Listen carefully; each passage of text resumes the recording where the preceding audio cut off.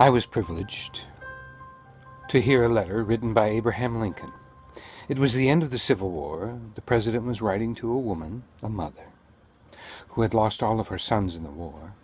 He honored her, bestowing his greatest admiration upon her, but knowing full well that this would not dissuade her pain. He gathered to his knee her tears and expounded upon the nation that it would develop. All its citizens, having sojourned through this umbilical of conflict, and these men, her sons among them, were like willing seed to be sown in fields fallowed by cannon shot. Their sacrifice would bring life to this newborn nation, casting away the placenta of slavery, severing it, the last attachments, and becoming each their own individual, cognizant of their own responsibility to live and to this country indwelled, grateful for their liberty and betrothing themselves to this republic, purchased with such a precious price.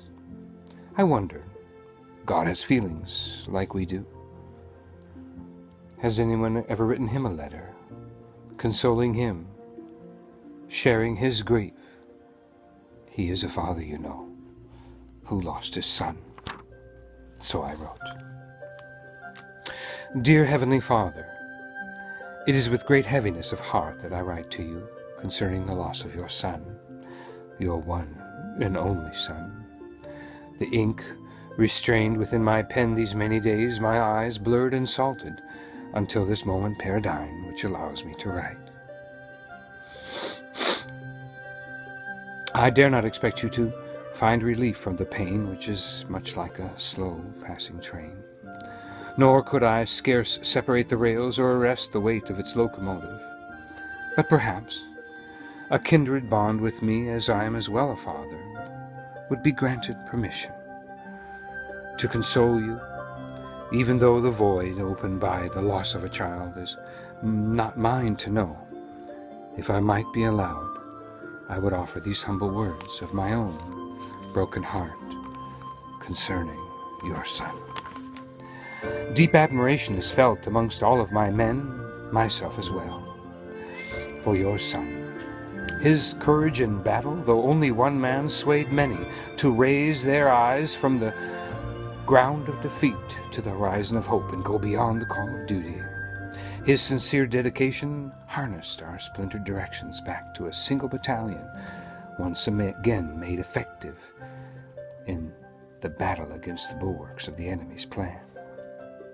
Though unable to evaporate your grief or vent it from your presence, I would rather, within your sight, place upon the balance the weight of your son's loss, opposite the complete, meritorious victory that he achieved, in hope that you would identify with the ascending thanks of all mankind, rightly given to you, for the enlistment of your son into our troubled times.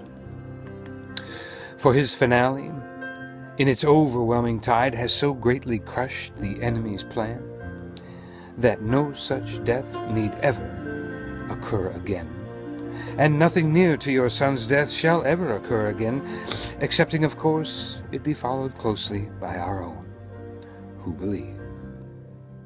And our death, though allowed to remain here on earth in body, is branded by many a deprived life, but is otherwise to us, and considered true life.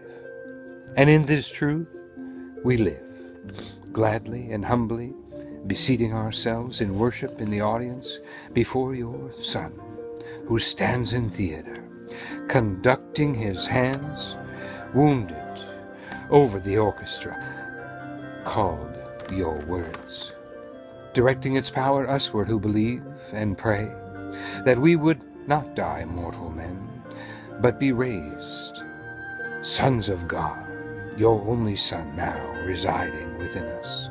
Oh, how such great fortune should befall us, who, so undeserving as we appear to each other, in you we find ourselves swept clean, our clothing white as snow, and our voices erupting in constant geysers of praise and shouts of joy, honoring you, worshiping you, and glorifying what you have done and achieved in our lives, and thanking you for your Son, and wondering why you did this for us, which brings me to your grace and mercy, found so shallow in us, we have found no depth sounded in you.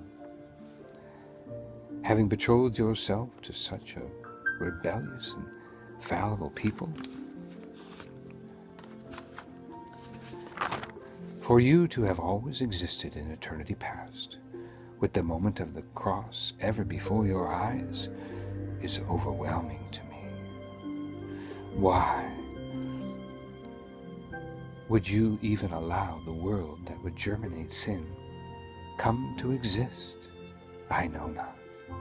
But knowing mankind had no future until the assignment of your Son here in our lives, it is our duty now to parole your grief, and henceforth carry on your Son's work.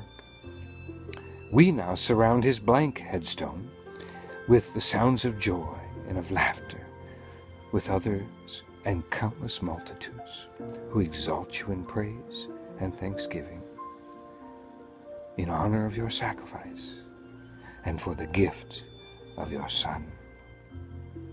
For the battle was lost, as were we, but now and forevermore we are engaged to the winner of the battle, who is your resurrected Son. Signed, Donny Wheeler.